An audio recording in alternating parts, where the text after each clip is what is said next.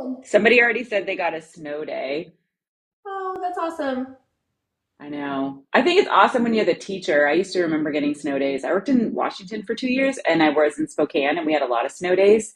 And they're fun as a teacher, but I didn't find them as fun as a parent. I love any reason not to have to leave my house. Sorry, my eye's got something in it. I'm trying to deal with that real quick, but I am here. Yeah. I was going to pull up, Copa sent something out yesterday about all the flurry of executive orders. Wait, you got a snow day, but there's no snow? Is it sleet and the freezing temperatures? Megan, I'm curious. Also, your last name was my grandmother's maiden name, Megan. My computer is being weird. I block so many things that the silliest things are blocked. Why was predicted sleet blocked? Maybe one day you were like really hoping it wasn't sleet or something. Nah. I do have a chunk of words that I don't allow, but I for sure predicted and sleet are not in there. Ange says they have ice. I think driving on ice is scarier than snow for sure. Oh yeah. Okay. Oh, hi. Hi. Sorry, something's going on with my eye, but Oh, I'm still here. It feels like there's an eyelash or something in there, but I can't. I'm not seeing an eyelash. So here we are. If I am messing with my eye. okay. I just got like an updated invite for an IEP I'm going to today, but I thought something changed. It's just that one of the parents has to stay home because sick kiddo. I Mm, wish we had a snow day. We got a destination. Yeah, yeah. I am going to respectfully disagree, Rachel, because we had snow here like a month ago where I am. I'm in Ohio, and that snow was on the ground for like 3 weeks. I couldn't get my trash out. It was awful. It was so much snow. It just melted. I'm so thankful it melted. I miss the snow in Maryland so much, especially where I lived. It was my great grandma's house, and then I lived in it before I moved back to Georgia. And I could just walk to the grocery store, like if things were too bad. It was great. I loved it. But down here, I get so excited when there's a snow day, but I'm also really excited that we've got our garden going now. Like we've got everything ready and starting to plant things. And I know I couldn't do that in Maryland right now. So there's pros and cons, you know? Yeah. Somebody just said they're in Minnesota, so they're used to the snow. I will say, I lived in Spokane and they didn't have enough plows for the city. So, like, everything was just shut down for a week. Doctors were literally like cross country skiing to the hospital. Like, it was terrible. Versus here, like, these streets are clear. Like, I can go anywhere if it's snowing. It's wild. Cross country skiing to the hospital? So, like, from their houses to the hospital, because they had like surgeries and things they had to do, but literally the city was shut down. Like, you could not get anywhere. And so I saw people like snowshoeing to the grocery store, and like you could yell out and be like, "Can you get me this? Here's Grab money." some Like, milk. it was wild. But I Oh, guess they just weren't used to getting that much snow. And then, yeah, they were not prepared. They were not prepared. Copa put out a statement about all the shenanigans happening. It was really oh good. yes. I wanted to hear more. It was basically just saying like they're going to continue to advocate for students and students' rights and students to receive services. I wrote back like, "Thank you. I've been waiting for something." Um, Yeah. but it was good. I'm trying to find it now. You know, like once you reply to it, it's hard to find it again. Oh yeah. There are but there's also like certain things that are not available online anymore. Um I've heard and about that. that's yeah. So you might be searching for something and it's like actually unavailable. So Copa, those of you who are in the live, I feel like every live people ask us like, "What do we think is going to happen?" And you and I keep saying we don't know. We have no Yeah. idea. But Copa is the national organization for educational advocates, non-attorney advocates, and attorneys, education attorneys. And it was just saying they're going to continue to fight for the rights of students with IEPs and 504s, 504 plans, and they're keeping an eye on everything. There's the reminder that, yeah. Mhm. Yes, yes, I found it. I had to do a search though, Rachel. It was saying that it was just basically saying that they're going to continue to watch everything, reminding us that executive orders can't change federal or state laws, which is true. Um, and that was the biggest thing. But they're just keeping an eye on everything, and they're going to keep everybody who's a part of COPA informed, which means we'll be informed to tell you guys what we hear. Oh, you got it yesterday too, Stephanie? Yeah. It was a good one. And I feel it like did say that's we a can't be lot of, alarmed by everything. sorry. No, no, it was just reminding us not to be alarmed with everything, which I agree. So I've been doing less TikTok because I keep getting alarmed. There's too much breaking news right now. Too much, too much. Although there is a guy who like does surprise, surprise, and he puts his leg up really high, and I he puts love like, him. me too. He makes me feel better. I'm like, oh, terrible things, but it's okay because it's him and it's funnier. So I'm gonna jump off that email, but I thought it was pretty good. Stephanie, did you like that email? Did you think it was? I was just waiting for something. I feel like we hadn't gotten anything.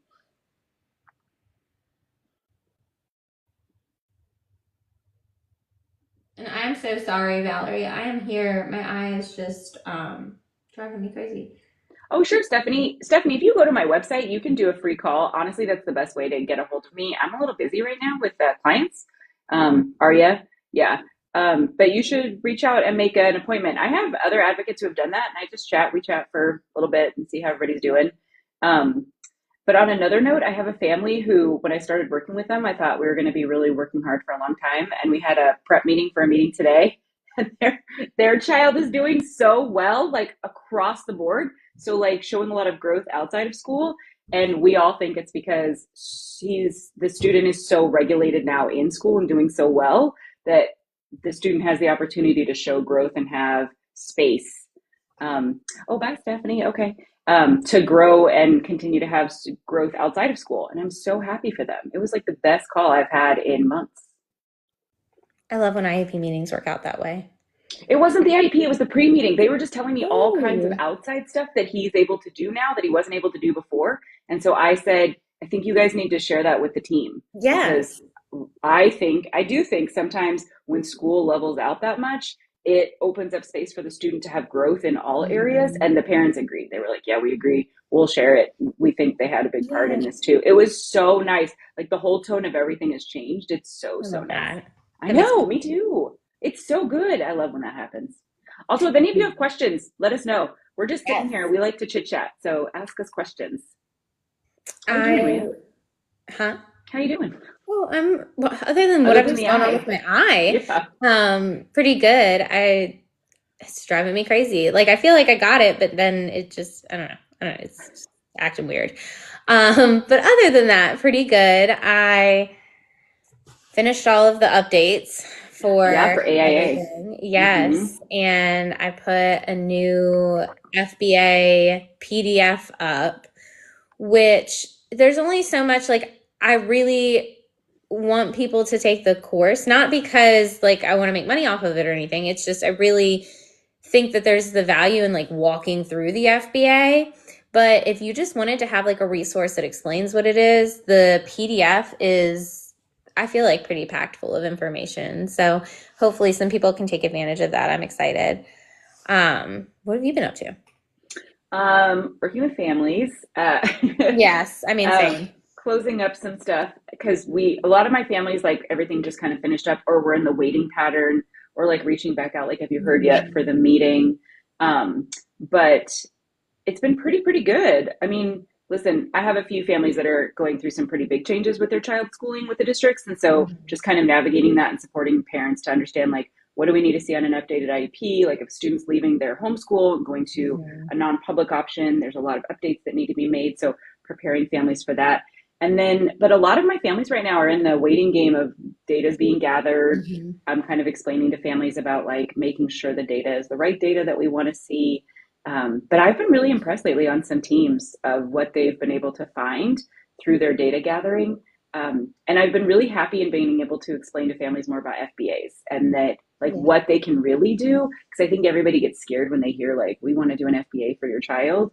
And the two families that were scared are now like, we're so glad you explained to Valerie and like Mhm. that we did it because they got such good information. And I know that's your wheelhouse much more than mine, but it's been nice. I love an FBA. I love data. And I think I told you this. If, I ever do need to pivot completely career paths, I wanted Yeah. to go into data analytics.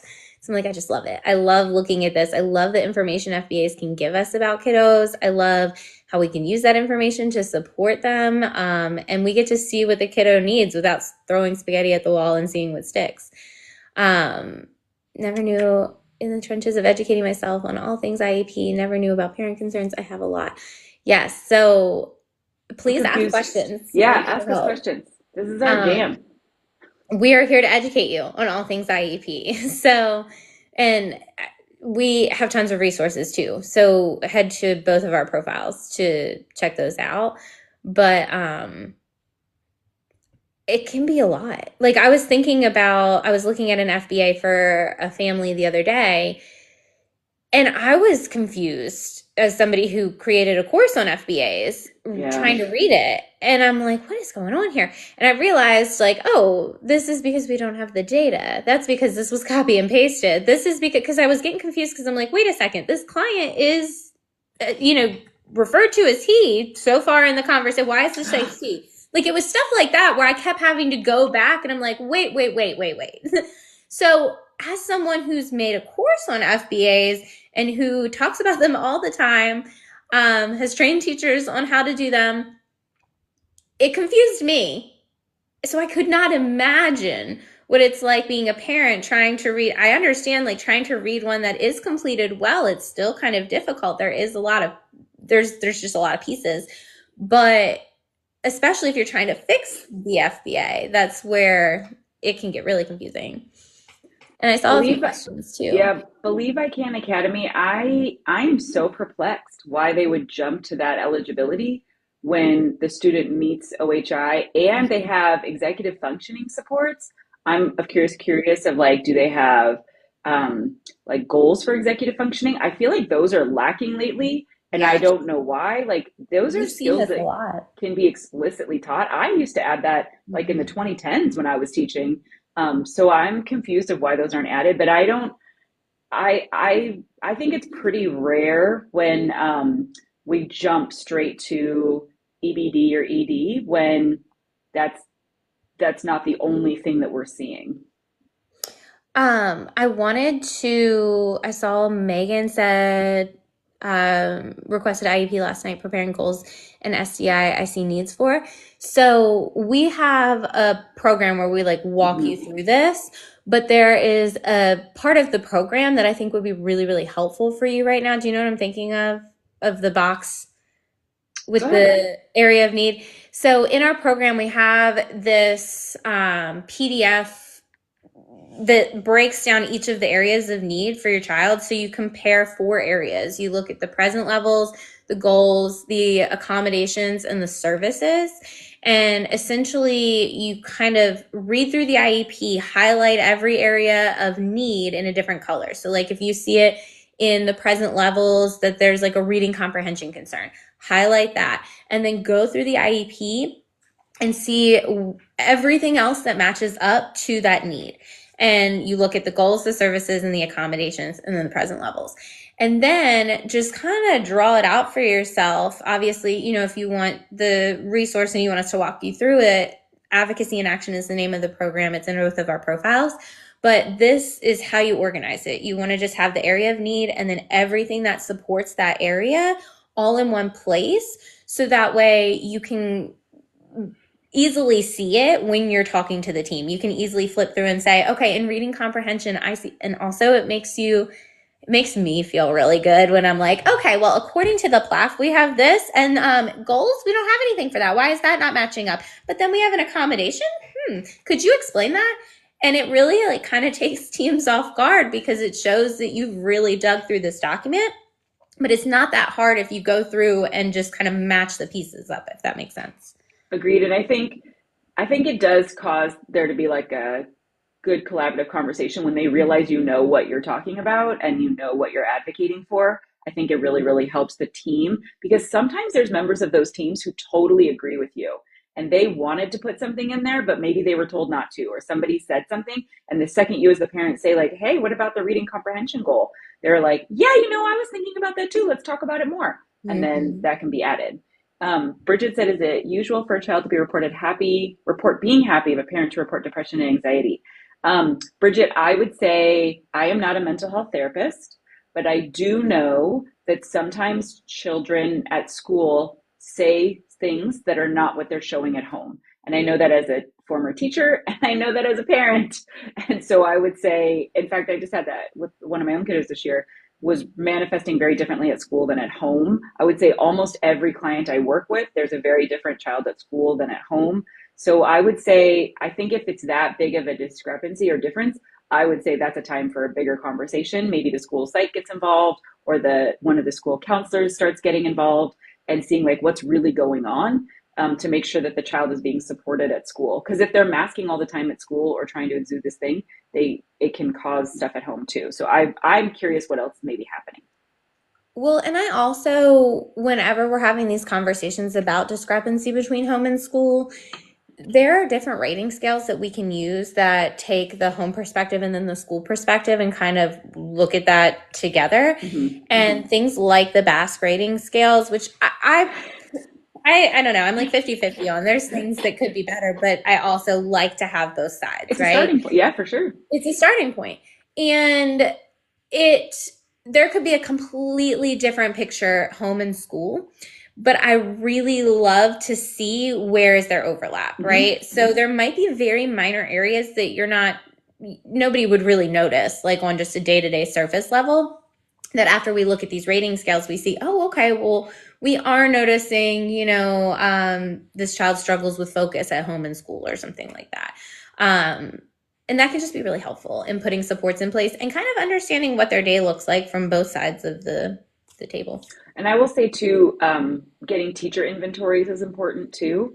And I definitely had a student one year that I was the only teacher who was concerned with some depression, and I called an IEP meeting at the end of the year to have everybody at the table to talk, and it turned out it was a major problem, and we hadn't seen it as clearly as what was really happening. So maybe I think it's a good opportunity to look more. Megan, I would say for RR, do you mean review of records?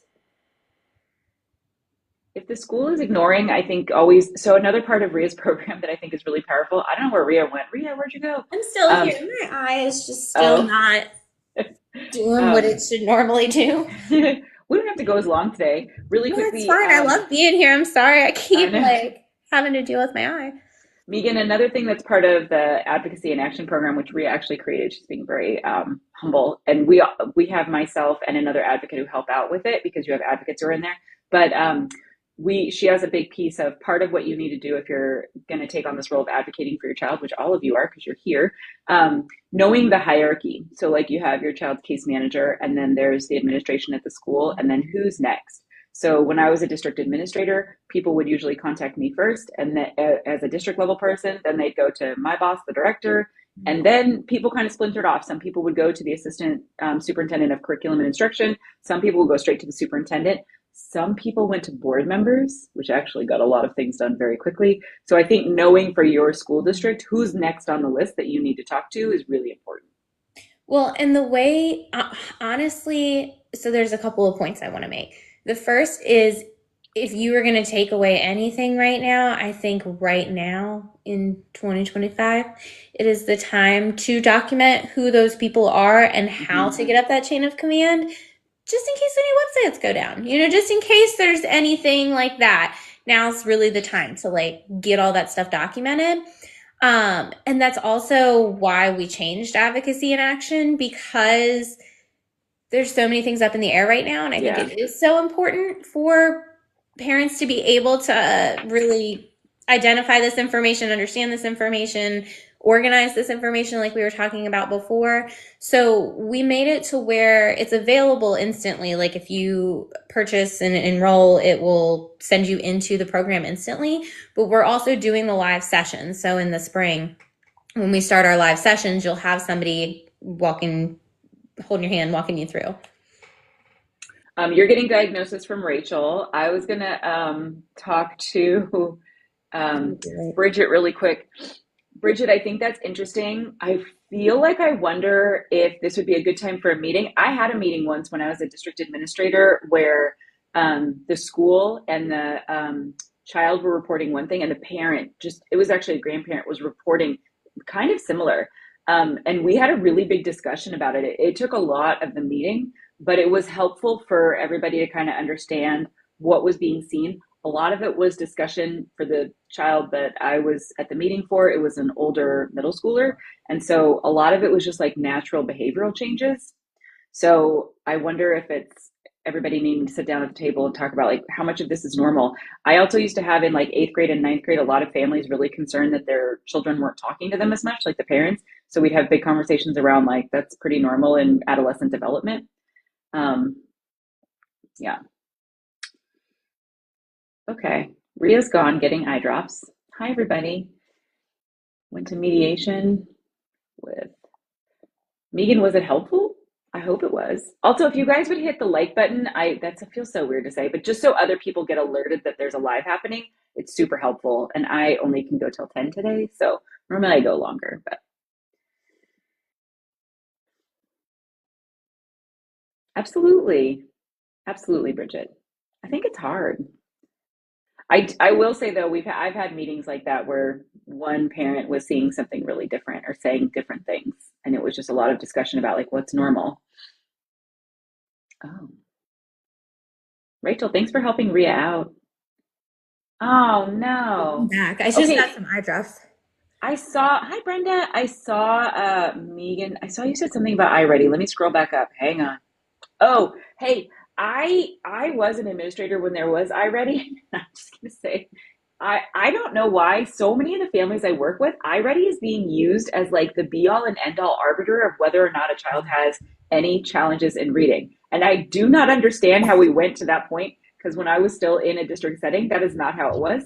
So when it comes to iReady and using that as like the only barometer, which I've seen that on multiple IEPs in multiple districts, just a reminder of like we should not be using a single source of data to determine anything. It should be what can they do in the classroom? What do they do when they read independently? Because a lot of reading, it's surprising when you think about it, so much of it is supported. So much of it is like the teacher read it or they used an audiobook, which is fine, but that's not the same as what a child can do independently. And so I think making sure there's multiple data points is really, really important.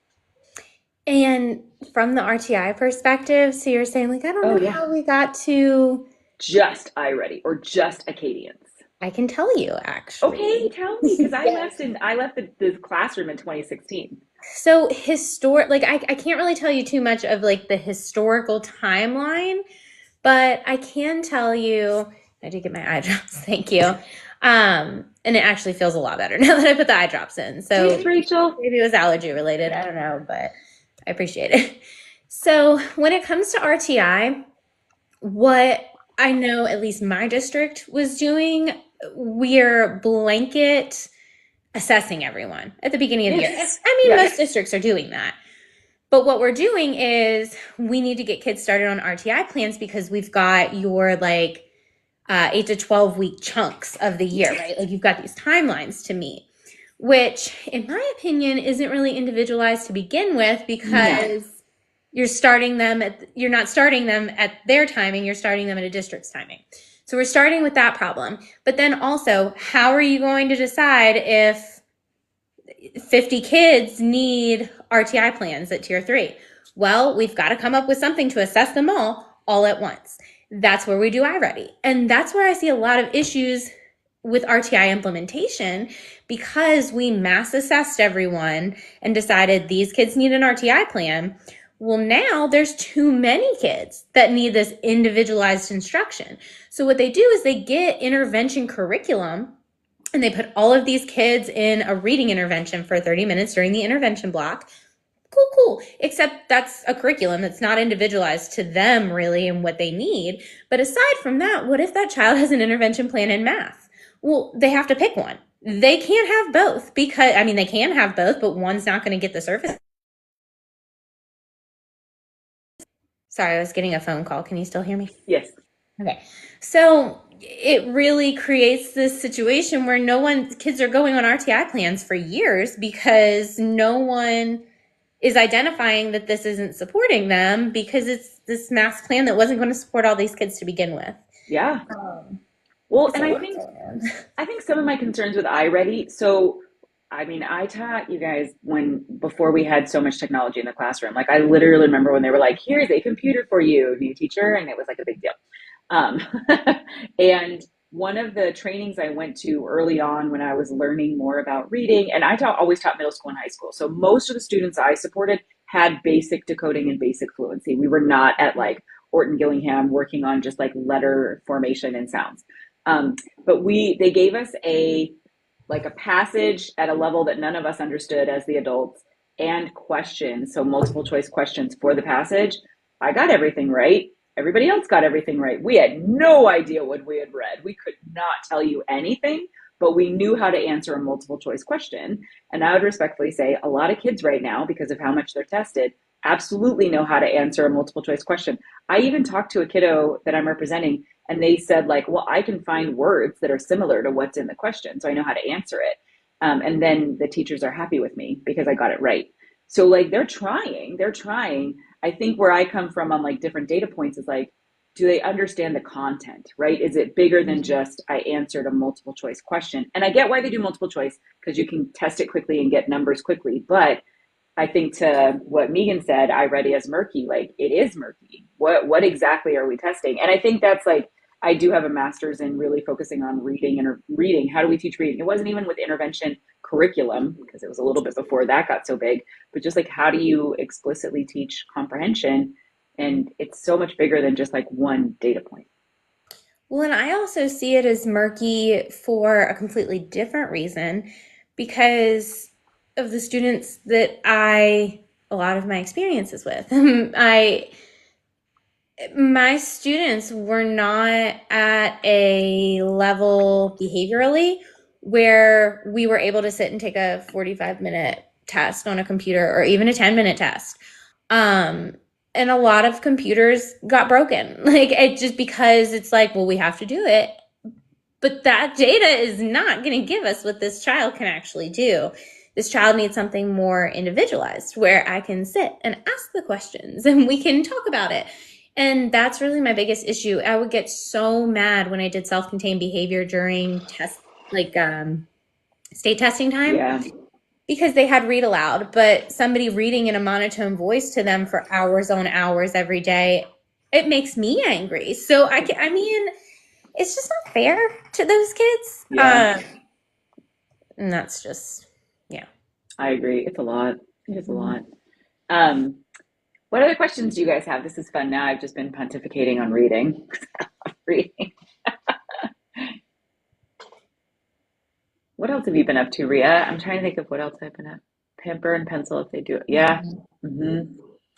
That's a good idea. You know why else that's a good idea? One of my clients this year, this is where I love when we've been able to teach a lot to families we work with. And I think why I love advocacy in action because we teach parents to Yeah. dig in and ask questions. But a parent figured out through chatting with the school team, their kid kept doing really poorly on reading and nobody could figure out why because reading wasn't the biggest area of need. And the kiddo has ADHD and the kiddo would get through some of iReady and be like, I'm done and close the Mhm. Chromebook. And then that erased all of Reset. what they had Yeah. done and they wouldn't go back and do it again. So they were performing super low on Mhm. everything. And then when everybody figured that out, the teacher was like, when he would start, the teacher would stop and be like, remember, we can't close it. You can take a break. So like initially prompting and it got better. And now all of a sudden the scores went way up. But it was just that simple of a question of like, wait, what's happening though? Mhm. It is a different skill. Mm-hmm. Yeah, it is. So I see the question, why do schools not like to help students who can do the work, but maybe they're doing the work more slowly? Oh, like different processing speed. Yeah. Mhm. And I wouldn't necessarily say they don't want to help. Like, I think that there are people out there who do want to help for sure. But I think it also bleeds into a larger issue of staffing, time availability, and all of those types of things.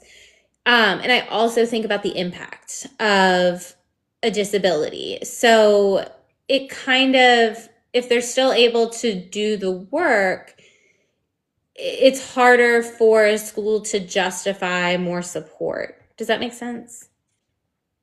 I Yeah. agree. Totally agree.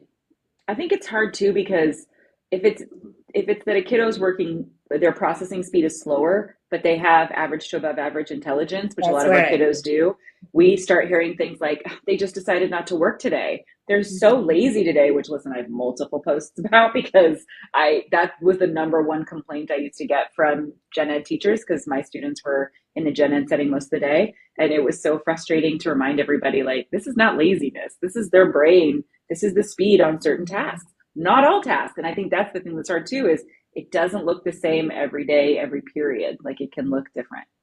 Mhm. Oh, I'm so sorry, Lori. That is Yeah. awful. I don't know why. I have things about that too. I don't care if kids use a calculator because you still have to understand the mathematical function Mhm. because you still have to teach students like, yeah, that's a reasonable answer or it's not. And they can't figure Mhm. that out if they don't know how to function. Well, and I also think about the, I don't know, just like the attitude of teachers sometimes, not all the time. Mm-hmm. But I'm just thinking about my work in the school system and especially when I was doing RTI of no, he doesn't need an intervention. He's just being lazy or he just Oh, doesn't want to do the work or he just this or he just choosing. that. The amount of people saying choosing. Yes, or it just is very frustrating because I think that a lot of times adults fail to look at children as people. And I know that that Yes. sounds maybe kind of harsh, but it is the case. They're kind of just expected to like all do the same thing and all act the same way. And, well, I tried this intervention on these other students. So why isn't it working for this kiddo? And I'm like, I don't know, maybe because he's a person that's Yeah. different from other kids. Like it's the never ending cycle, right? But they have Um, ADHD, and I do this for other students with ADHD. How come it's not? I just feel like I got that a lot too. And like, well, I feel like honestly, when people started understanding more about autism and everybody started talking about, I don't know where you were, Rhea, but where I was, everybody kept having this umbrella graphic, and they were like, "There's the umbrella of students of autistic students, and they're all over the place under this umbrella, different things." And I remember thinking, like, why didn't we have this umbrella when we talk about ADHD? Why are we not having this umbrella for all of the other needs? So I started saying that for everything. I was like, listen, it's all a continuum. We don't know what's going to help this one student. That reminds me of one of the presentations Thanks, I Bridget. gave at the beginning of the year for RTI. I was doing like a staff, like PD or whatever for RTI. And there, so everything that I have is rainbow. Like my whole classroom was rainbow. I've got rainbow lights in my car. Like I love rainbows. Actually, Like my that's shoes were very rainbows. elementary teacher of you. Yes, I love rainbows. And there were all kinds of rumors going around about like all kinds of, how staff are chit chatty. Mm-hmm. And, so I decided, and maybe this is a little petty of me, but I did the presentation all rainbow themed. And I was like, you guys might wonder a lot why I love rainbows so much. There's a lot of reasons I love rainbows, but one is because it shows the rainbow of diversity that is our school. Let's look at how we can meet these needs. And I compared RTI to like a prism where we're like shining the light on different needs. It was a whole thing. It was a really Oh, cute that's presentation. good. You should incorporate Um, that into some of your TikToks. That's good, by the way. well, I did that presentation too at the college nearby for the teacher prep program. I kind of like modified it a little bit. And it was like adorable is not the word because these were college students, but it just like warmed my heart so much. They're like, okay, well, we're going to be special education teachers. So how do we avoid parents getting you involved? And I'm like, I love that you're thinking that because I don't want to be involved either. I want you guys to do really, really well. So I don't have to get involved. Yeah. And it was just a really good conversation. I Yeah. will say really quickly though, and then Rachel, I'm gonna speak to that because I tried to just raise my eyebrows and not do a furrow because I'm not gonna get Botox, but the 11s are getting big. Um, but say that again. Oh, you were saying, oh, get involved. I do think there's so many different types of advocates you can work with. And when you work with advocates like us or like Carly at Behind Behaviors, Mhm. we all were teachers in the classroom. We all worked really closely with school psychologists, occupational therapists, speech and language pathologists in the school setting. So we're very familiar like with what happens in a school, what tests can yield different information. The meeting I'm going to today, the school did a whole new test because I had said, hey, I've seen this other test used a lot for students who present this way. Can we talk about that? And I don't know that if you haven't had that same background in schools or different accommodations we talk about, how to construct goals like that are reasonable. So we're supporting teachers because I'll say in meetings when schools start saying a bunch of things, I'll say like, but is that something that can be done? Like, is that sustainable for the team? Because I don't want anything to ever be agreed upon that can't really be done. Because then it's like people aren't telling the truth and blah blah blah. So anyway, I just wanted to say that really quick.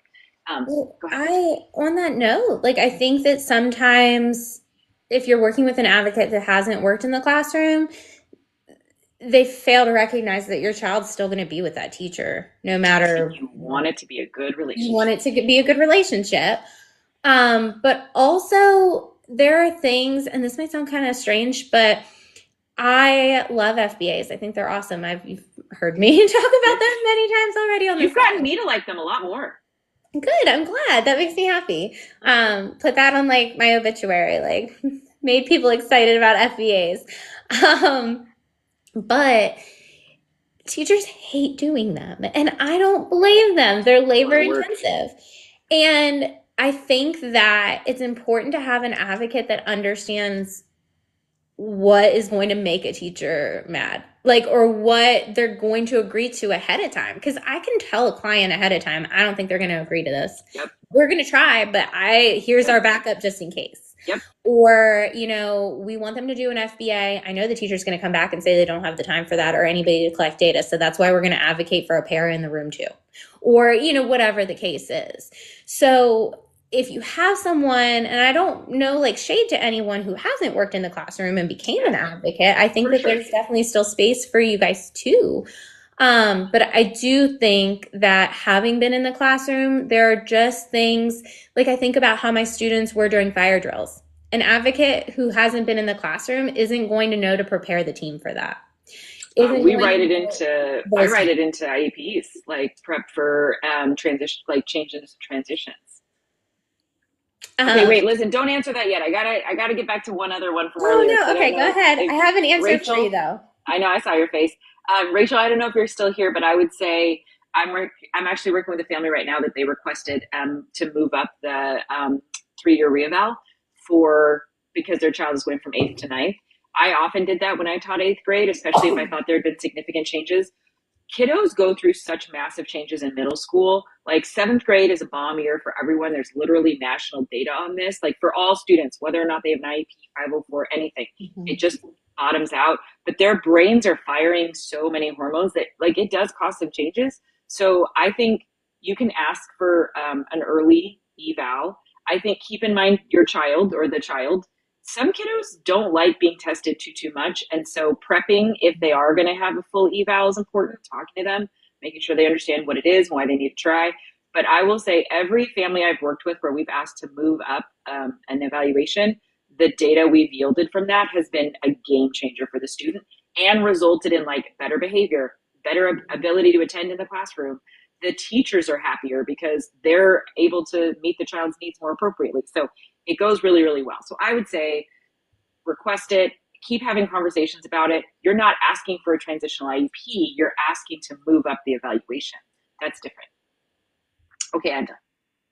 Yeah, Breathe that on was that one too. good. Um, so is there a test besides questionnaires for FBA?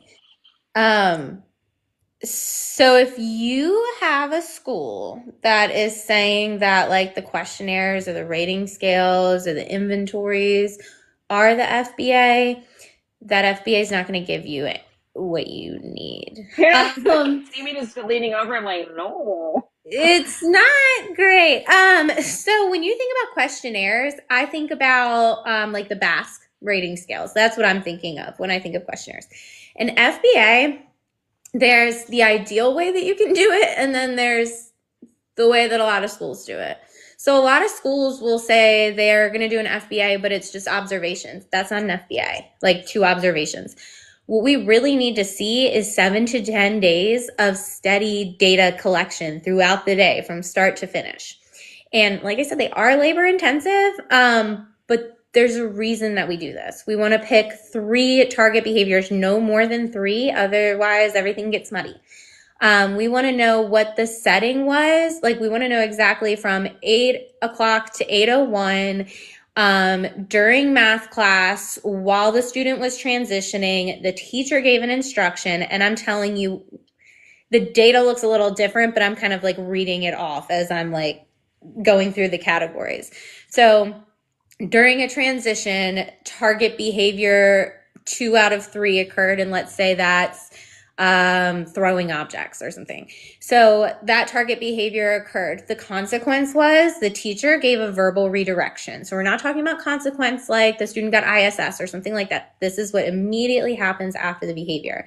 So the teacher gave a verbal redirection, and then you see that the behavior either stopped, continued, or intensified. And every line is the different behaviors, the different timestamps, the different contexts, and it gives you a pattern throughout the day. So you might notice that I had one student, we did an FBA, and realized that every day they were giving out kiwis for like the afternoon fruit snack. That was when he just was not having it. And it's like kind of silly to me. It's funny when you think about it, but at the time that was like a serious thing for him. And we had no idea why. Just every like week and a half or so, we'd have, something going on. It was when they gave out kiwis. We notice things like that you would never know otherwise. And it is intense data collection, but it's for 7 to 10 days.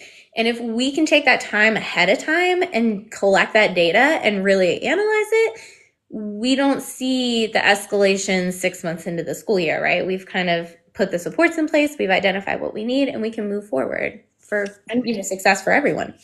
it doesn't have to just be one person collecting data. So Rhea is really big about talking about calibrating the data collectors. So when I was an administrator and working at the district office, I went in and did data collection at a site for a school site because they were overwhelmed. They had too many things on their plate and they had done a lot of it. And so I just said, like, what specifically am I looking at? What do you want me to keep an eye on? And there were some really clear things from that initial, like me going in, that then she was able to make sure to tell other people who were collecting the data, but there was calibration among who was collecting it, but it didn't all fall on one person. So like Rhea said earlier, a teacher might say, like, I don't have time to do that. We're not asking just one person. We're just asking this data to be collected so that then we can look for trends or what's happening. And I would say in the clients I'm working with this year who had FBAs done, the thing that was found to be the trigger was as innocuous seeming as the kiwi versus the tangerine. And it has made a world of difference for both families. One was like really reduce the verbal, even though the family had been telling the team, you guys are using too much verbal. By seeing it through the FBA, that was the game changer. And that's okay. They needed to get there because school is a different setting. But I think those FBAs can do a lot to help everybody who works with your child understand how best to work with your child. Rachel, I am so perplexed. I think if they're, I think, are you not able to ask for a meeting where you bring in somebody from the district? I'm just so confused why they're pushing back so hard about moving it up like a year. Like, there's been 2 years since the last eval. There could have been a lot of changes. And going to high school, we want to make sure to set your child up for success. I'm so confused. On an unrelated note, well, yes, also hi here. Oh, hey here. You were just mentioning kind of like the transitional. I'm sorry, I kind of lost my train of thought there. But I was thinking about little ones and SDD. Yeah, I never worked with them. Well, I was thinking about evaluations and how much they change, like how much a student can change, especially in the early years. And this is just like a PSA. I don't know if this even applies to anyone in here. But if your child qualified under SDD or significant developmental delay, they have to be reevaluated before/around second grade. Like, it kind of depends on their age and things like that. And, if you notice concerns earlier, whatever the case is. But keep an eye on that if you have SDD as the eligibility category. So Rhea's talking about, I always call it like 13 plus one. There's 13 eligibility categories plus one, because the plus one is for littles. And I'm going to be really honest, I didn't even know that was a thing until I was an administrator, because I was worked with middle school and high school. That was not part of our eligibility at all. And that was all my caseload when I did inclusion, all SDD.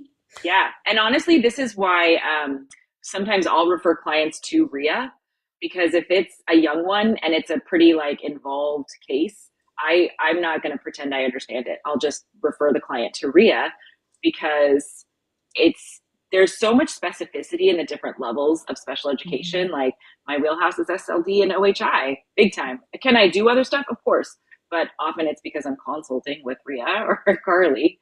Well, that's Um, how I feel about older kids too. I mean, high school, I did self-contained for middle school and I work with high schoolers as far as tutoring and stuff goes, but Valerie's definitely the expert when it comes to the older kiddos. I do the Play-Doh, she does like exams and Yeah, stuff. we didn't play with Play-Doh ever in the classroom. Still working on it, worried he'll not qualify. But I don't think so, Rachel. I think sometimes when schools say this, I just gently remind everyone like, but we don't want to do predetermination because that is predetermination. I even had to have that conversation with a school recently who the child doesn't have any plan, and they were saying like, well, we don't want to do testing because we don't think they're going to qualify. And I smiled and said, well, we're not here to evaluate whether or not they would qualify with no data. That's why we need the data. And we had to have a really big conversation, and it was not the most comfortable meeting ever. But I think worried about wouldn't qualify, but maybe on a 504. A, if that's what is needed, then that's what's needed. But B, uh, we should find out what the right services are now, what the right plan is now. Selective mutism. I don't have a lot of experience with kiddos with selective mutism. Do you, Rhea? I have some experience. My biggest thing with that is immediately my mind goes to a manifestation meeting because it's a manifestation of the disability. So we Say shouldn't, more about that. yeah. So I have a real problem with schools who see things like selective mutism as refusal, or just say this kid is just being bad or just being lazy today. I have such an issue with that because it shows such a fundamental misunderstanding of what's going on, of what behavior is, of the best practices when it comes to approaching, solutions. So a manifestation of a disability, when we're talking about like a manifestation meeting, a lot of parents have reached out to me in panic the night before an MDR meeting or a manifestation meeting, like, oh my gosh, something's bad. It's going to happen to my kid. This is horrible. And I'm like, actually, no, this is one of the best things that can happen. Because if we have a manifestation meeting, it shows that the school was responsible for supporting your child's disability and then they didn't and the behavior manifested and that's what led to these suspensions. So schools don't want to hold manifestation meetings. They try really hard to avoid the 10-day suspension mark to avoid an MDR meeting because that's when it becomes necessary and like you have to do it. But you as a parent can request these at any time. Just so you know. Yeah, Believe I Can Academy. I think is another advocate in here who joins us. Said, have they tried other communication methods or different supports? I think that's a really good question. Rachel, that's actually my wheelhouse. That's the kiddos I taught, kiddos who had like one period for special education, usually like where I was, we called it a resource class. And a lot of them did have average to above, all of them had average, pretty much intelligence to above average. I would say I do think teams get confused and think that means that a student wouldn't qualify. And your overall intelligence doesn't, it's not the only thing that we look at, right? We look at like, but how are you able to demonstrate your knowledge and how is your access to educational opportunities? That's what we're looking at when we look at an IP. And then of course, as a student making progress, there's a lot of things. So I would say, I would be curious to know what's going on because high school it's a whole different ballgame for our kiddos, especially kiddos like that have this presentation who are just getting one period. Because sometimes the needs that are present for that one thing are actually present in all classes. They're just able to compensate differently in those other classes. And so being sure that everybody's super clear, I think is really important. But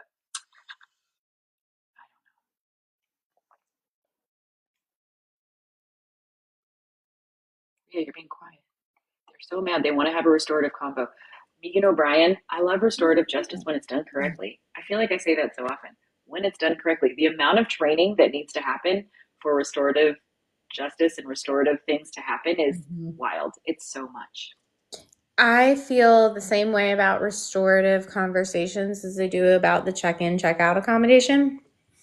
Like, I really like to see that sometimes. I love it when it's done correctly.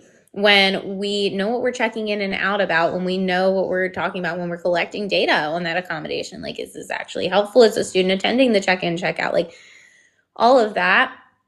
But it's kind of the same thing with a restorative convo. Like, it doesn't have accountability. Um, it feels very much like a goal that says the student will read. It, how are we measuring this? Well, how do we know if it's restorative for the student and for the teacher? None of that is. It is so object or so subjective that I don't like it. It's just not. I have a question for you about check in, check out, because that came up for a few of my kiddos this year. And I've now started advocating differently on that. That wasn't something that I really put on IEPs ever, to be really honest. But I have seen it go really sideways for a lot of kiddos, like really sideways, really badly. And it actually was a trigger for one of the kiddos. Mhm. And my question is, and I did ages ago, I did a video about like check-in doesn't have to always be like, Rhea, get started. Check-in can also be a great reminder for the teachers in the classroom. Rhea, it's so good to see you today, and walk on. Like, we have to build relationships with kiddos beyond just like helping, helping, helping. They don't always want help. And so check in, check out. I'm curious of how as an advocate, when you're advocating for that, Rhea, who also has the behavior background, what things do you say in a meeting? Because it might help some of our parents here today about like keeping it positive sometime, or making sure to emphasize positive as well as, and we need to work on this as well. So I think about which person we're choosing. I like it not to be the gen ed teacher that we have a constant like conflict with, or like we try to make sure it's a positive person just in general for that student. But also considering what's going to happen if that person's absent or suddenly doesn't work here anymore, whatever could happen. Um, so we try to put like contingency plans in place for that sort of stuff. But my biggest thing is I, most of the students that I've used check in, check out for have been students that have daily behavior sheets. And the reason that I like check in, check out with them is because they can go to this adult in the morning, they get their fresh new sheet for the day, and then they have a conversation.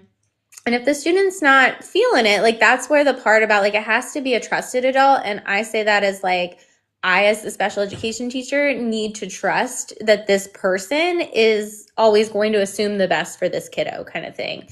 Um, and going in and knowing like if he's in a bad mood, I'm not going to push him, or that kind of stuff. But like, okay, here's your sheet. We're gonna have an awesome day, right? And even if yesterday was the worst day in the entire world, they're still saying today's a new day. Like, let's get it, let's do it, And that's the first part of their day. And then maybe they're checking out at the end of the day and they're getting a prize for earning so many, whatever. And maybe I used to have this, well, I still have it in my other office, but there's these rocks that I have. They're painted emotion rocks and they have different faces on them. Certain kiddos, it didn't work so well with because they can be thrown really easily. I was gonna But say that's projectile, but okay. exactly. So there was only certain kids that I used this rock for when I was the one doing check in, check out with them. But they would come in at the end of the day and they would pick a rock out and they would jump on the trampoline and it would be, I'm mad today. And I'd see their sheet and they had a horrible day, but they still got their 5 minutes on the trampoline to get that energy out and have a good evening at least. Like, I think that you really want to make sure that someone that can see the best in that child, no matter Yeah, what. Um, that's a good idea. that's really the biggest thing. Yeah. Hey, Rachel, I'm not sure if you're still here. I hope you are. I just had another thought come in because I was thinking of a different client I worked with this year. So if you keep getting pushback and you're not able to get an eval before next school year, I would say find out who the case manager is going to be with this year for next year. Hopefully you can find that. Sometimes you can have a meeting with the high school team, like a member from the high school team in eighth grade. That is the transition meeting. I would encourage that if they're not going to do testing. But the other thing I was going to say is I had a number of students, and this just happened for one of my clients for their child, where I met with those eighth grade teachers. I was given a heads up, like this kiddo could be really difficult, blah, blah, blah. And that student came to high school a completely different human. In fact, for one of them, I remember I went back and reviewed the IEP because I thought, did I mix that kiddo up with a different kiddo? Nope. That kiddo just, high school for some reason worked for them. And I do remember on that one, I did follow up with the eighth grade teacher and say like how well that student was doing, and they were so happy. They don't figure out caseworkers until right before school. But Rachel, is there someone from the high school? Because even if it's not their direct case manager, even if it's someone who can hear about your child, that would be good. But I will say every district I worked in where we went eighth to ninth, or even that it was an elementary district and it was a different district for high school, there was a meeting between a case manager from the middle school and a case manager from the high school. There was a very specific sheet put on top. There was a conversation. So it wasn't just like when I would get a transfer student in and I didn't know anything about them. It was a little bit more organized than that. But I would see how you can have some collaboration. And then when it's right before, if you're given a heads up of who it is, you being proactive and saying, hey, I'm so and so's mom. I'm so looking forward to this year and working with you and collaborating to make sure my child has a great ninth grade year. It goes a long way. And I'll be honest, as a teacher, I did communicate with those families more. I just did. Mhm. Did you know I was reading or listening to an audiobook the other day?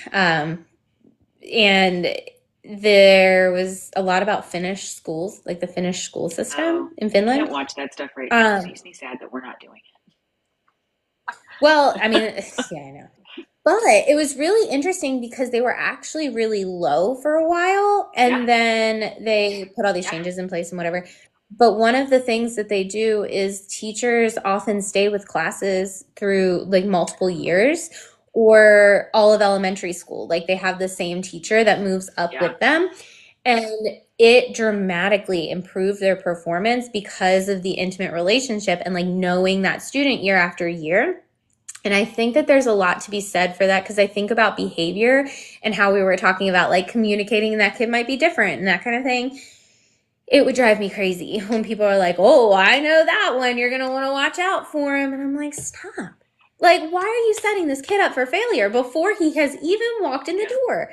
And I think that there's something to be said about like the moving up because one way or another, you kind of would have to learn to love kids that maybe aren't your favorite. And I hate to say that there's any students that aren't somebody's favorite, but I think that there's a lot to be said about building that relationship and having that A time with hundred kids to percent. build the A hundred relationship. percent. I had what my biggest like success story of a high schooler that I worked with. 100% that was the deal.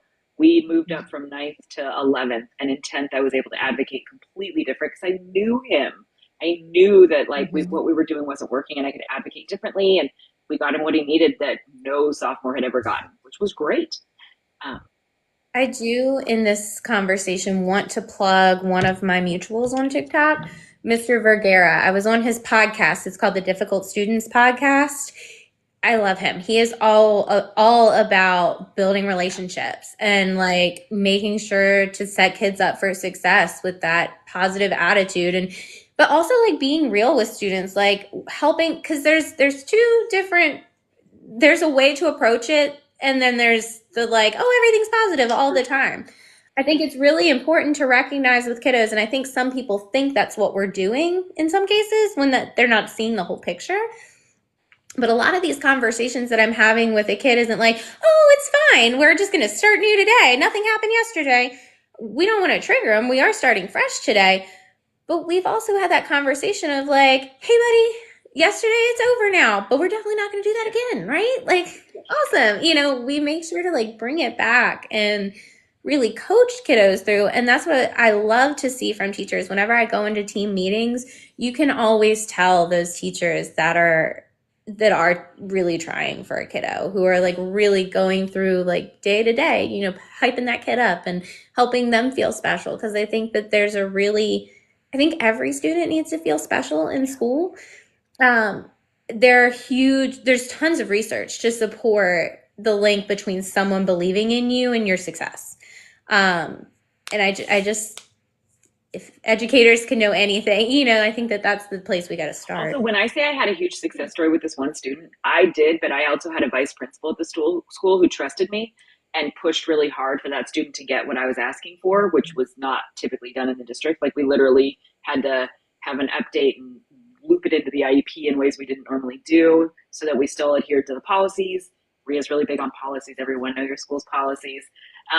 But it was so if the teacher has good relationships, not just with families, but also their administration and their leadership, that can go a long way too. And you'll see that in meetings. You'll be able to see when they're trusted. Mhm. And yeah, it's pretty Okay, any last minute questions? We've been doing this for about an hour, and I know Rhea and I both have got to go soon. But if you have any other questions, we'll stay on for like another minute.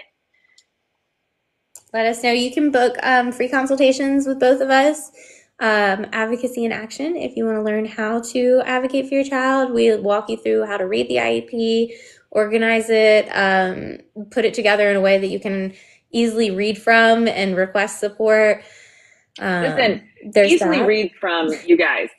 I met with a family this week. The reevaluation was 45 pages, just the report.